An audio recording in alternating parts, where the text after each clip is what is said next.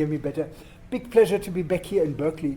I came in 1983 as a fresh assistant professor in the, at that time, material science and mineral engineering department. And I left in 2006 to become director of the Fraunhofer Institute in Germany, one of the world leading institutes in solar energy research. And in 2004, which is exactly 20 years ago, we successfully launched a proposal to the National Science Foundation to create a nanoscale science and engineering graduate group. And Avi was so kind to help us establishing this group, collecting faculty. We had 50 faculty from 16 departments across campus in this group, and these departments are of course all still part of BNNI today. So it's a real pleasure that today we can celebrate 20 years of BNNI, and of course therefore it's double a pleasure to be back with you and to really discuss with you what is new and what is the future in the field of converting solar energy direct to electricity. I just heard in a discussion we had with Eli that here in the United States nuclear power is being promoted, and I think anybody promoting nuclear power forgets a very, very important simple fact. In the future energy system, which will be very heavy on electricity, electricity will take over 80–90% of our energy supply, and electricity will be provided mainly by solar and wind.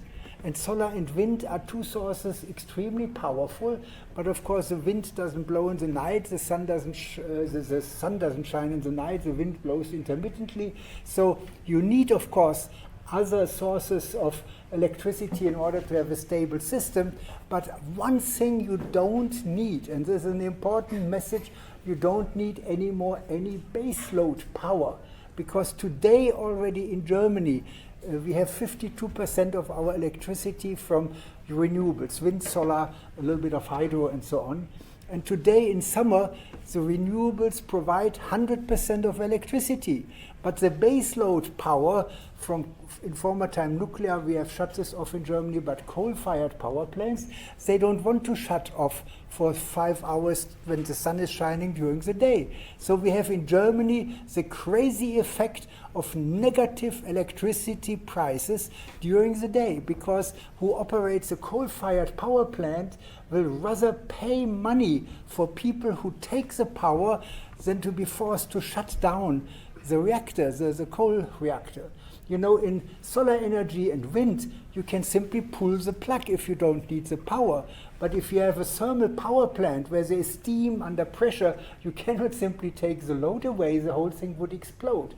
So it is crazy to even think about re-establishing baseload power if we are seriously walking towards a 100% renewable energy system. So that is a message which I was not planning to bring you over, but I had a very good discussion with Eli Jablonovic, and I think it's important to really keep this fact in mind. The future energy system based on solar and wind does no longer need baseload power. It needs flexibility, it needs batteries, it needs storage, all of the above, but no baseload power. Okay, but now let's come and focus, and let me see how I can switch. Oh yeah, okay. Let's focus on what's going on in the renewables. First of all, what is probably not known to most of you, that already today about 80% of the installations of new power plants worldwide are in renewables. You see, the gray bar shows the increase in non-renewables, and the blue bar is the increase in renewables. So I think this is a fact that is not widely known, that in the moment, although still the Chinese might still build a few coal-fired power plants, and the Indians, if you take the whole world as a reference, only 20% of the additional power is still in investments in fossil powers, 80% is in renewables. So we are really well on the way to where we need to go. And within the renewables, wind and solar are the two main pillars. At the moment, we do create more terawatt hours of electricity from wind than from solar, but the increase worldwide is continuously growing more from solar than from wind. Very easy reason, solar is just incredibly inexpensive. In sun-rich countries, I will repeat this later, we get solar power for less than 1 cent per kilowatt hour. And that is really a number that cannot be matched by any other means of creating electricity on this planet. So we are very rapidly moving in the right direction. I still say it should be still accelerated, because we do not only have the issue of these low-cost sources of electricity, but we have the extremely important issue of the climate, the looming climate disaster, the climate catastrophe.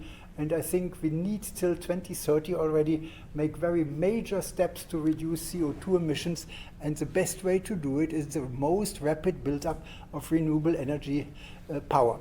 But let me just spend a moment on the history of photovoltaics. If you look at this graph, which you can download from Wikipedia, and it goes back till 1992, you see since 1992 we had an exponential increase of PV power worldwide. And I dared to put this line through it, and this line shows a annual cumulated growth rate, CAGR, of 37%. PV power since 30-40 years has grown annually by 37%. I think you can look around in the history of technologies. There might not be many technologies which have shown, maybe computer chips and the memories might be a competition, but this is of course an incredible event. And even in the last years, 2010 to 2022, it's still a slope of 25%, so it's still growing at an extremely fast pace. So there are people who think, oh my God, this photovoltaics is now around everywhere, it's on all our roofs, the thing is done. No, not at all. I like to show this old curve, I think it's from 2014, if I remember, from the International Energy Agency. And in 2014, they predicted that by 2050 we might have 5 terawatt of power installed. But even if you take this graph, you see where we are today. March 15, 2022 marks a point where we had worldwide 1,000 gigawatt, 1 terawatt of power installed. And even using this very wrong and much too pessimistic graph from the International Energy Agency, you see we are just at the beginning of the rapid growth. And as a matter of fact, we expect the value for 2030 to be already up here in the 5 to 10 terawatt, not in 2050, but 20 years earlier. So the message is, photovoltaics, as powerful as it is and as impressive the first terawatt installed is, it's just the beginning. Later I will argue that the goal will be to install about 50 to 70 terawatt, and we just have now passed the first terawatt. So you see what is still ahead of us, what developments we will get. And how is it possible to grow a technology in such breakneck speed? It is the learning curve. The learning curve of the cost of photovoltaics, and this one goes back to 1980. Since 1980, the cost of PV modules have followed a continuously exponentially growing cost, and the slope, and I think it's coming here, yeah, the slope of this line is 13% annual price reduction, but of course the slope is on the axis is here the totally installed amounts. For each doubling of the installed amount, we had about a 20%, 25% price reduction. And today we are already below 2 cents per kilowatt hour. As I mentioned, 1 cent per kilowatt hour is already has been quoted in auctions in sun-rich areas of the world. This, of course, is a lot of technology development, research and development. All of this together with increasing volume production has enabled us that costs of PV electricity came down. So if anybody says we need more research to decrease the cost of photovoltaics, this is absolutely nonsense. We don't need more research to decrease the cost. We need more research to improve the performance. We want ever increasing efficiency. But as to the cost of photovoltaic power, we are already there where we want to be. So where do we produce this photovoltaic power? What technology do we use for this photovoltaic power? This graph as well goes back to the 80s. The colored part up here is thin film PV.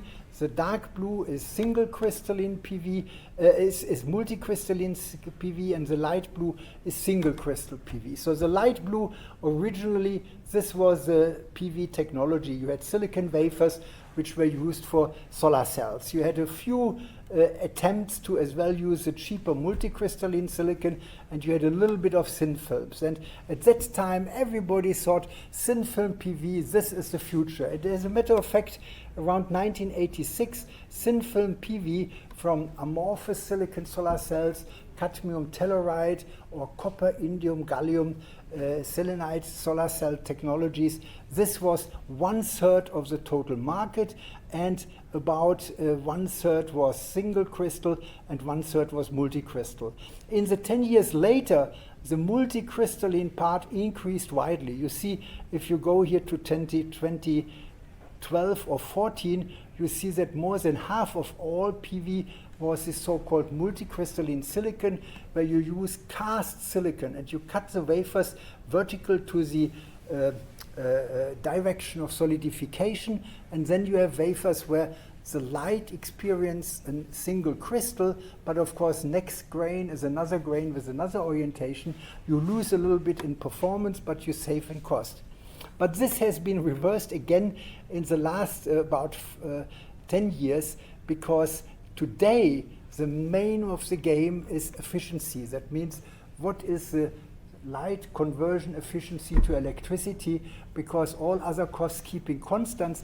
With efficiency, you of course produce more power, and if the system cost stays about constant, having more power means of course a lower cost electricity. So today you see that single crystalline silicon has absolutely taken over 80% of the market. The multicrystalline part is very small, and thin film is only 5%. Thin film PV today is one company worldwide. This is the company First Solar. First Solar has a technology of cadmium telluride thin films, a technology which is not competitive with silicon technology, but First Solar made an IPO. It went to the stock market and raised billions of dollars in the stock market, and therefore they are able now to make their own solar projects. So that means they don't sell their modules to anybody who wants to make solar projects. They make their own solar projects and they sell electricity. And the electricity from these cadmium telluride modules is still extremely competitive with all other sources of electricity, and therefore First Solar is successful, but they are not successful in direct competition with crystalline silicon PV, and this is why this is 5% of the market, but it is stable. And First Solar actually is today one of the largest solar companies in the world, because 5% of a market of 300 gigawatt, this is still 15 gigawatt, this is a lot of power, sales price about $10 billion and so on, so good business model. Now let's come to silicon technology. As I already had mentioned, the starting technology of photovoltaics all started with a single crystal wafer, typically P-type silicon. And in order to get a PN junction, you have to diffuse phosphorus from the top. So you have here the N-type emitter. Then you need contacts on both sides. On the back side, the contact was created by simply an aluminum, evaporated aluminum on the back side. On the front side, this was not possible, because on the front side, the light has to come in. So here you have screen-printed silver contacts, and then you do some surface texturing for anti-reflection improvement. You have anti-reflection coating, and ready is a solar cell. Such a solar cell, as you see on this graph of efficiencies, this has a level of glass ceiling of efficiency of about 20%. So it's possible with this very simple technology, which is characterized by the letters ALBSF. This stands for aluminum back surface field, because the aluminum layer here makes a back surface field which rejects minority carriers and is therefore positive for the device. And this ALBSF technology can make 20% efficient solar cells. Some 10 years, 15 years back, 20% efficient solar cells looked like a lot. Today, nobody would be willing to invest in this anymore because we can be so much better. The improvement to this technology are the PERC cells. You see, when you have an aluminum layer on the backside of a silicon wafer, you have an aerial metal silicon contact. And at any metal silicon contact, you have the danger of carrier recombination. And this means you limit the carrier lifetime in the device by having this aerial contact. And the improvement is this so-called PERC technology. PERC stands for passivated emitter and rear contact. And actually, it is technologically quite interesting how this is being done. What you do is, instead of using a metal layer on the backside, you fully passivate the backside by a silicon dioxide layer or by an aluminum oxide layer. But you still need, of course, to come into contact with the material. And in PERC technology, this is being done by a laser. A laser can shoot 1,000 contact points on a wafer within 1 second. So it is an extremely quick process. And then you have metal semiconductor touching each other only at these individual points. 99% of the area is perfectly passivated, and therefore you get better efficiency. So the PERC technology is today the dominant technology. ALBSF is basically out, and PERC technology allows us to go to 24% efficiency, which is 20% more than the old BSF technology. However, still we are not yet at the end, because the theoretical limit for PV from silicon is about 29%. It's called Shockley-Queisser limit, because Shockley and Queisser published a paper in the 1950s about the efficiency limit of photovoltaics. And they said for silicon, and today we all accept this, of course, it is 29%. As a matter of fact, I just learned today from Professor Jablonowicz that he has a world record of a single junction solar cell based on gallium arsenide, 29.1%. So that's really an achievement. But we are talking here about industrial scale silicon wafers. So 24% for PERC is an improvement, but we want to improve it. And therefore, I call the ALBSF technology the first generation silicon technology. The PERC is the second generation of silicon PV technology. And now we come to this exciting third generation of silicon technologies. There we have several choices. One technology, which I will describe in a second, is called TOPCon, and one is called heterojunction technology. TOPCon technology is, as a matter of fact, a next step of development of PERC technology. In PERC technology, I explained to you that we create this 1,000 contact points, with a laser who shoots on the SiO2 layer.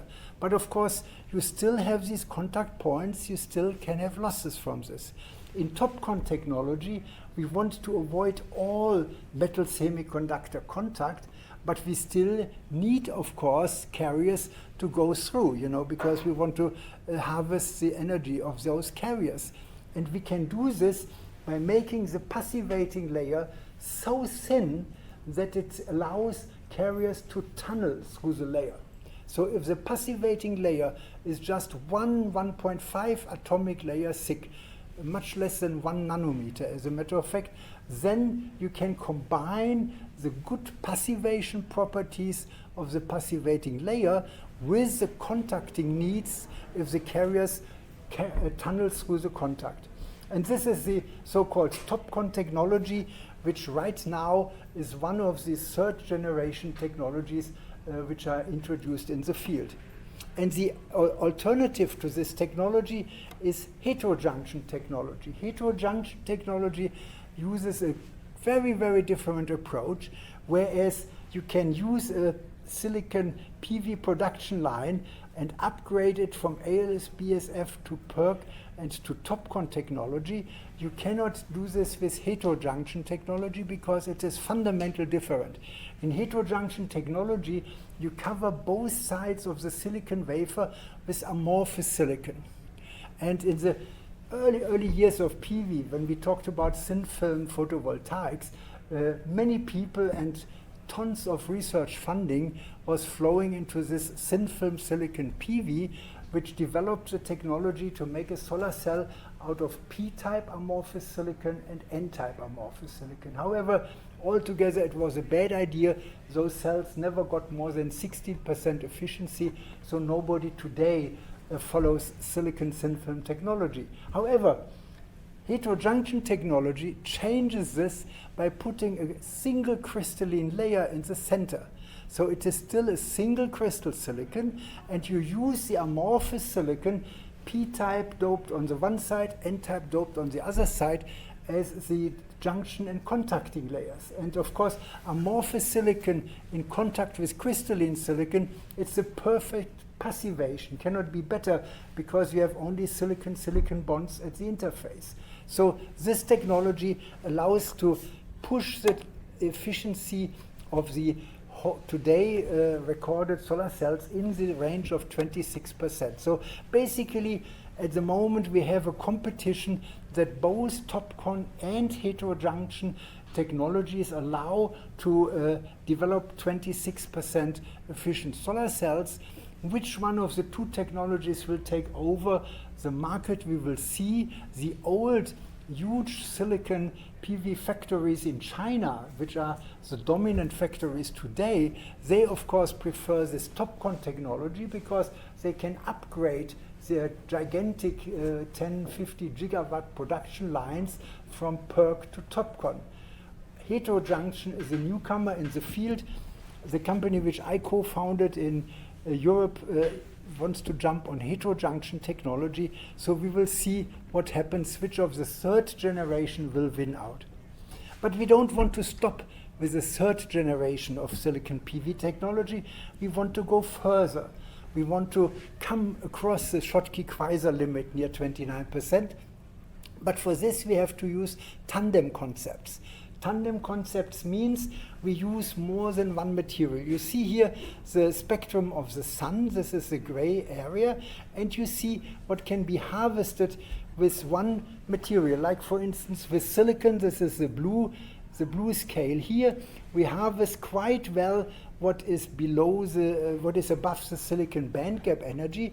But you see, at the band edge, we have a quantum efficiency of 1. That means for each photon, we get one carrier out, one carrier pair, electron and hole, of this 1 eV energy. If the photon has higher energy, the rest, what is above 1 electron volt, gets lost, because the band gap of silicon is 1 eV. So and of course what is in the infrared is transmitted. So if we now use a second material, we can harvest the infrared part of the solar spectrum, as you see it in this schematic here, in an efficient way. And in this way, we get efficiencies theoretically in the direction of 40 and 50%. Actually, 40 and 50%, there we would need a tandem of more than 2 materials. There are tandem cells of 4 and 5 materials. The world record is by now about 49 point something percent. But even for industrial scale solar cells right now, there's a lot of development in this. Either we use a 3-5 top cell, that would be the top cell, and that would be the silicon cell, or we use so-called perovskites, these top cells. Which technology will be winning this competition for tandem cells, we don't know. At the moment, most people would put their money into perovskites on silicon tandems. And of course, you see it here once more, how such a structure looks like: perovskite top cell, silicon bottom cell, and you have to make, of course, tunneling contacts, because you want to connect the carriers from both parts. And then each material can have a high internal quantum efficiency. So this is fourth generation PV technology. We expect that this comes into the large-scale production beyond 2025, 2026. There are already companies like Oxford PV who are already starting to market this technology, but there are still issues. In the case of the perovskites, one of the key issues is long-term stability. How long does the perovskite survive the intense radiation which a solar cell has to survive? And of course, the perovskites contain heavy metals, for instance, lead, and this of course is something as well which people like to avoid. So there's still a lot of R&D ongoing right now in the development of these tandem structure. We will see. Then there are of course completely different approach, foil-based solar cells which have less efficiency, but they are more flexible. You can adjust them to the shape of cars and other things. I don't want to go into the details of this, but I just want to say there are still dark horses in the race, and we never know whether a breakthrough happens and some of this will take over. But let us come back to the issue of the market of PV. In 2016, that's already 8 years ago, I convened a workshop in Freiburg in Germany in my institute, and I convened people. Some of the specialists recognize Martin Green from Australia. He is this guy here, Winfried Hoffmann, a team from Enwell Institute and so on, and we all came together to discuss photovoltaics transitioning into the terawatt age. This was the topic of the workshop, and in 2016 we established these different possible scenarios for the growth of PV in the coming years. And I can say today, with the first terawatt installed in March 2022, you see that we are just on the most optimistic trajectory, on the most optimistic prediction, which we dared to invest in to predict in 2016.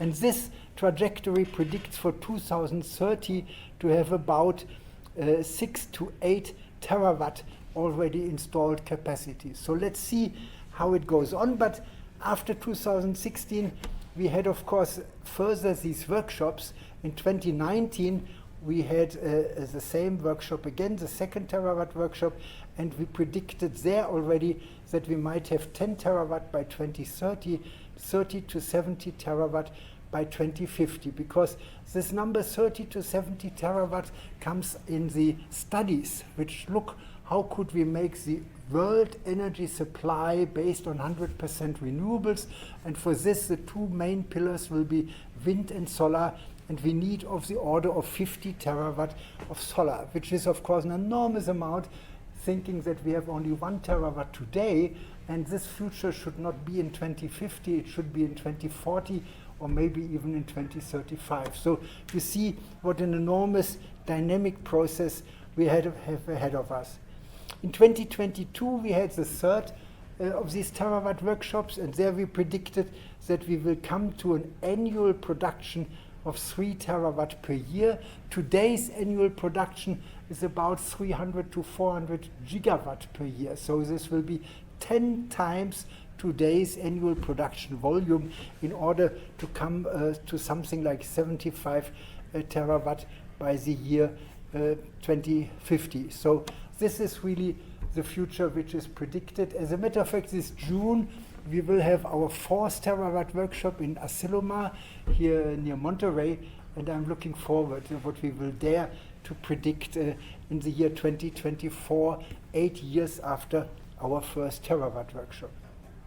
Okay, let's a little bit switch gears to see what we can do with PV. Of course, we can put PV on our rooftops, we can put PV installations across empty areas, but there are as well novel and very innovative ways to use PV. I am personally a big fan of agro-PV, to combine harvesting sunlight to create electricity with using the same area for agriculture. And as a matter of fact, as we are living in a world of increasing temperature and increasing dry conditions, this can be even beneficial because, of course, the solar roof keeps the evaporation of water lower, and for some plants to have a partial shading is as well good for their growth. So you can have good growth conditions and simultaneously harvest electricity. As a matter of fact, today I would go so far as to say covering arable land which can be used for agriculture, for a solar installation, it's a sin, it's a nonsense. We should always use the dual use, the harvesting of the solar energy for electricity combined with the agriculture. I was myself in India. APV is extremely popular in India because in India you have to supply food for a billion people population, and in India one is very, very excited about it. They combine as well to collect the water, the rainwater, which they collect from the solar roofs in special cisterns, so that they have it for irrigation purposes for the whole year. So it is really a win-win-win situation to use APV, agricultural PV.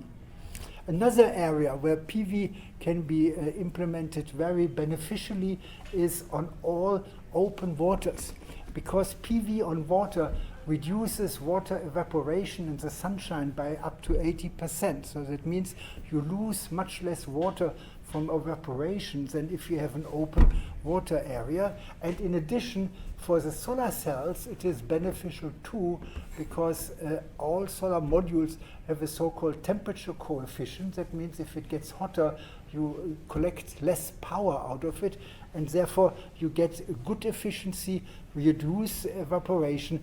So I think we have many, many opportunities covering a fraction of the lakes and of the dammed structures with photovoltaics. And as a matter of fact, the best is a combination of floating PV where you have a dam to create electricity, because there you can use the PV on the surface of the water to supply electricity during the daytime.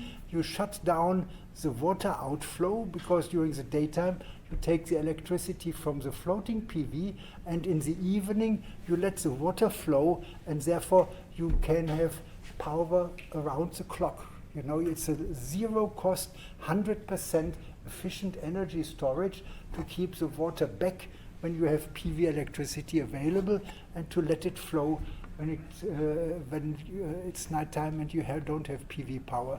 And of course, if you argue, oh my God, this is horrible for the fish in the river, that sometimes the flow is gone and sometimes it is coming back, one can still make a secondary dam on the bottom of the big dam, and this dam has only to keep the water for one day, and then you have a continuous outflow into the river, and you still can use the dam in this flexible way, which I have discussed. Let's now go one step further and look at where do we produce PV. And you see, production of PV was a very exciting history. This again goes back to 1990. And you see in 1990 you had a fairly share of PV production in Europe. You already had in Asia a lot of PV, and in the rest of the world, most notably United States and other countries. And things have developed very much. Here is a special effect. We call it in Germany the Altmaier effect, because we had a Minister of Economics who switched down the PV renewable energy law, which was so favorably for PV in Germany, and therefore suddenly the fraction of Europe in PV production shrank, and today we are in a situation we have 95% of PV production coming out of Asia, especially of course out of China. We have only a tiny, tiny amount left over. And this here is module production. In module production you still can see Europe is there at least visible. If you go to solar cell production, solar cells, as we have seen, are of course the heart of the photovoltaic power conversion. There today you can almost not see the role of Europe in between the Asian and the rest of the world. As a matter of fact, in the whole world, only 0.4% of the world's solar cells are made in Europe and only 0.3% in the United States.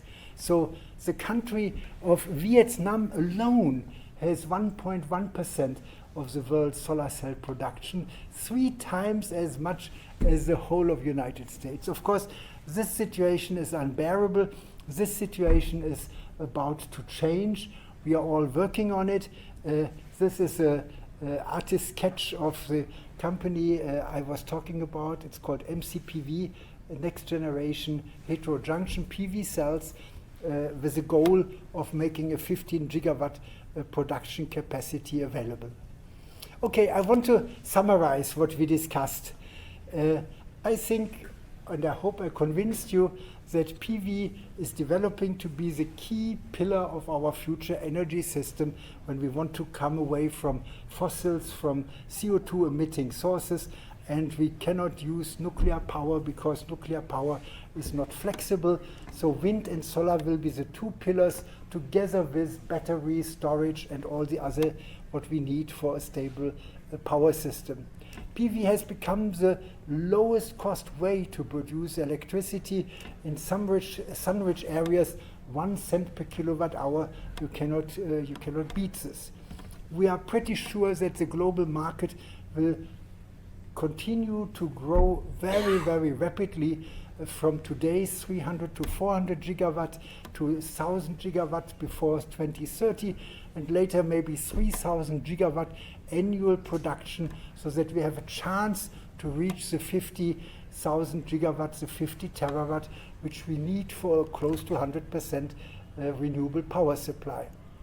PV installations will grow from the current completely installed about 1.5 terawatt to globally 3 to 5 terawatt within this decade. And for 2040 and beyond, we expect 75 terawatt. Silicon wafer PV based technologies will, in my view, continue to carry the day. We have lots of technology developments. We go from second generation PERC to TOPCon or heterojunction technology, then to 4th generation technology, the tandem structures, and with that we can even come across the 30% efficiency limit. And these innovations are based on novel material systems, nanostructures, so this connects to, of course, the topic of the Nanoscale Institute, such as the ultra-thin oxide tunnel barriers in TOPCon technology, the amorphous silicon, crystalline silicon, amorphous silicon heterostructures of HJT, and later the novel tandem structures with either silicon-based, 3,5-based, 2,6-based, or perovskites on silicon tandems, high band gap on the lower band gap silicon. Coming to the situation in the United States. In the United States, the recent US IRA, the Inflation Reduction Act, has created extremely favorable conditions for establishing gigawatt scale production in the US, because the IRA provides substantial support for CapEx to establish the factories, as well as for OpEx to sell the modules.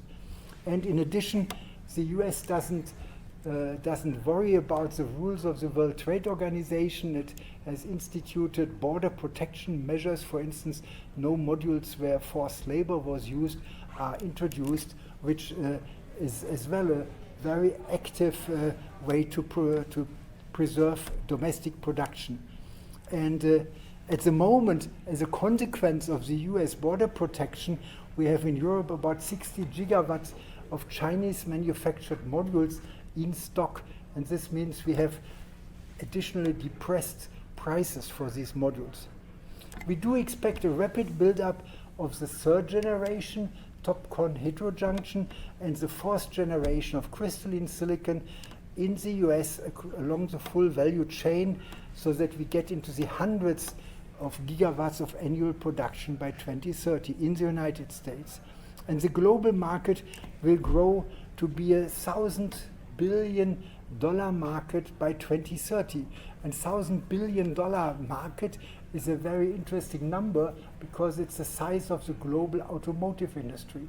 So I predict in 2030 PV industry will have a similar size of what we know today as automotive industry, and this means, of course, it will be a very, very relevant, very important technology.